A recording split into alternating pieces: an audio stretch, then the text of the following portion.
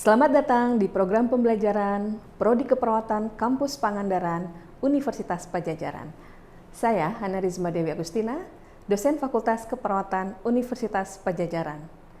Dalam video ini, saya akan menjelaskan tentang analisis teori keperawatan. Setelah mengikuti mata kuliah ini, mahasiswa mampu memahami tentang analisis teori keperawatan. Adapun overview dari mata kuliah ini, yang pertama yaitu teori besar atau grand theory, yang kedua tentang middle range theory, dan yang terakhir teori praktek atau practice theory. Sejarah teori keperawatan profesional dimulai dengan masa Florence Nightingale. Pada masa itu, Nightingale terlibat untuk mengatur dan merawat serdadu yang terluka di Scutari selama Perang Crimea. Adapun visi Nightingale adalah menjadikan sebagai perawat, sebagai tenaga kesehatan terdidik. Selanjutnya, Nightingale mendirikan sekolah keperawatan di Rumah Sakit St. Thomas di London, yang menandai kelahiran keperawatan modern. Perlu diketahui, visi keperawatan Nightingale adalah pengembangan teori dalam keperawatan, yang spesifik mengarah pada pengakuan keperawatan sebagai disiplin akademis. Ada beberapa era sejarah pencarian keperawatan. Yang pertama adalah era kurikulum tahun 1900 sampai 1940 tentang kursus yang di dalamnya ada program pendidikan keperawatan yang terstruktur. Yang kedua era penelitian tahun 1990 sampai 1970 tentang apa yang harus diteliti. Selanjutnya ada era pendidikan pasca sarjana yang dimulai dari tahun 1950, di mana di dalamnya ada fokus tentang pengembangan praktek keperawatan. Selanjutnya ada perkembangan teori yang dimulai dari tahun 1980 sampai 1990 yang fokus tentang cara untuk memikirkan bagaimana pengembangan keperawatan.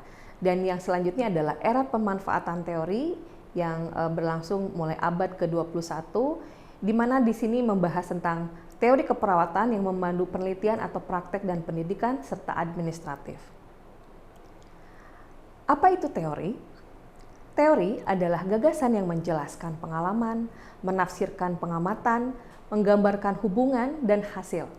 Sedangkan menurut Parker, teori adalah pola atau konstruksi mental yang dibuat untuk membantu memahami dan menemukan makna dari pengalaman, mengatur dan mengartikulasikan pengetahuan, dan mengajukan pertanyaan yang mengarah ke wawasan yang baru.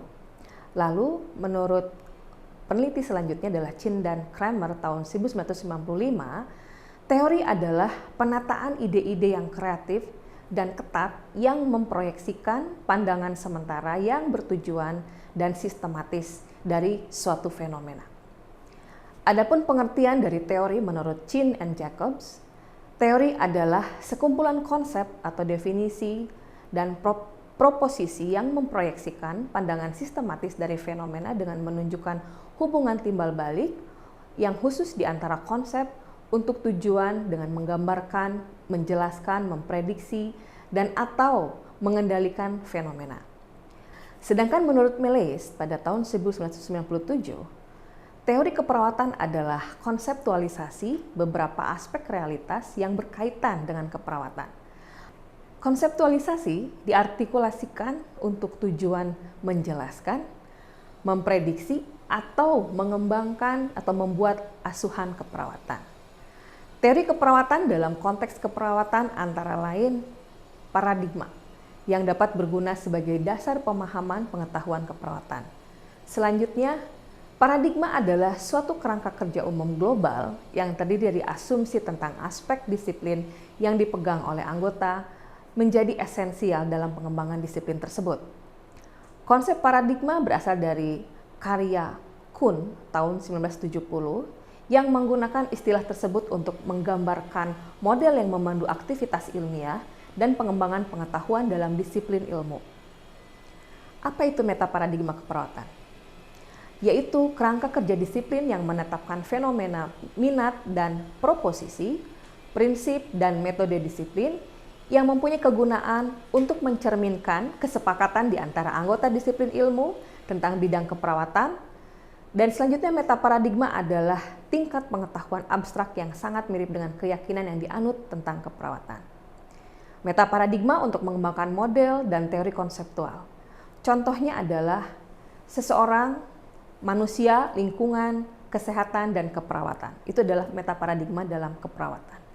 Selanjutnya, kita akan membahas terkait filosofi keperawatan. Perlu diketahui bahwa filsafat menjelaskan makna dari suatu fenomena keperawatan melalui suatu analisis, penalaran, dan presentasi logis.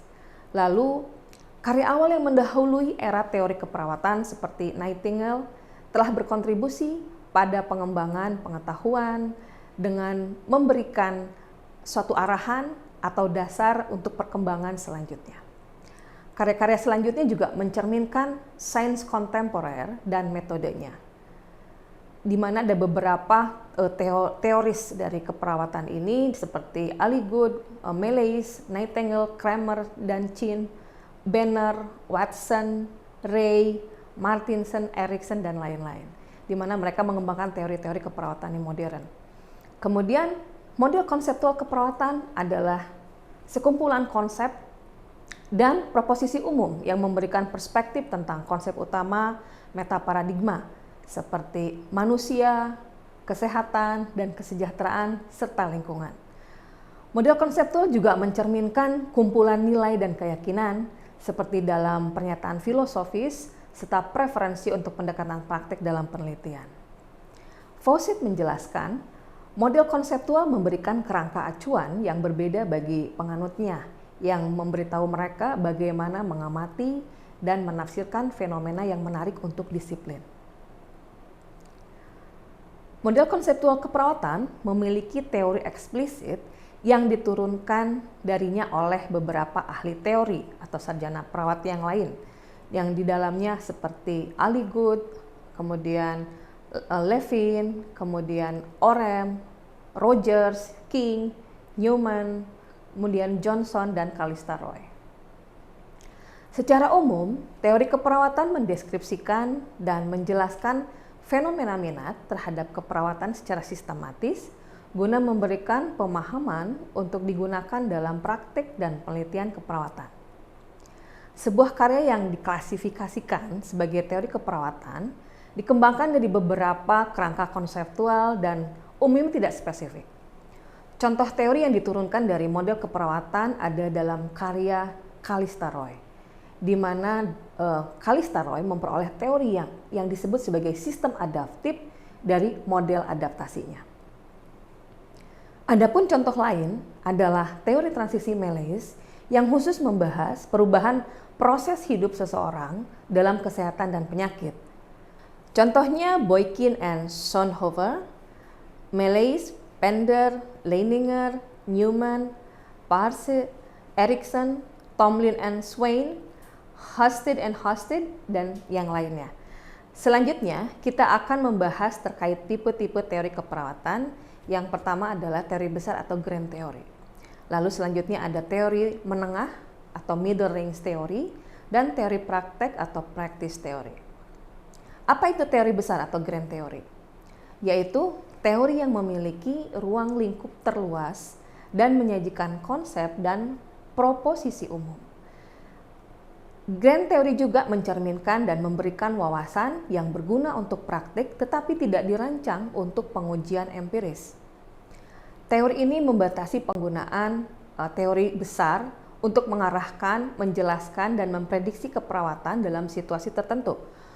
Contoh dari teori ini adalah teori Leininger tentang keragaman dan universalitas yang terkait juga dengan kepekaan budaya. Kemudian teori kesehatan Newman yang di dalamnya adalah untuk memperluas cakrawala kesadaran manusia. Kemudian ilmu yang disampaikan oleh Rogers tentang manusia sebagai satu kesatuan. Selanjutnya teori keperawatan defisit, kemudian perawatan diri Orem, dan teori Parse tentang manusia. Selanjutnya adalah teori menengah atau middle range theory. Saat yang tepat menggunakan teori singkat ini yang terkait dengan adanya kesulitan untuk menguji teori besar, menurut Jacob. Teori middle range ini lebih sempit cakupannya daripada grand theory dan menawarkan jembatan yang efektif antara teori besar dan praktik keperawatan.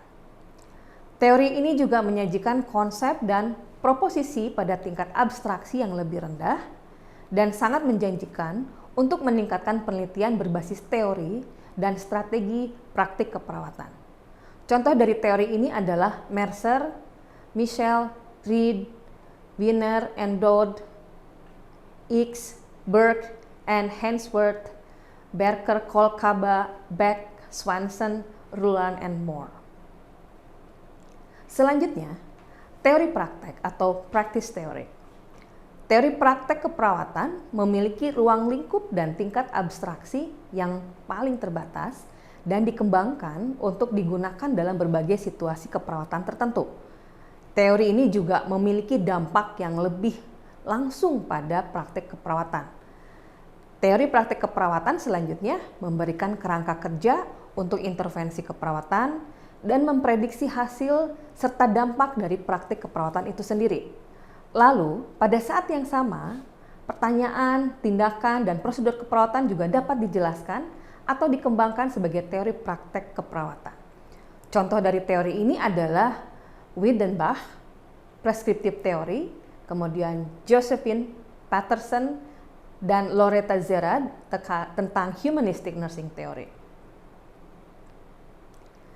Demikian paparan atau penjelasan tentang analisis teori keperawatan.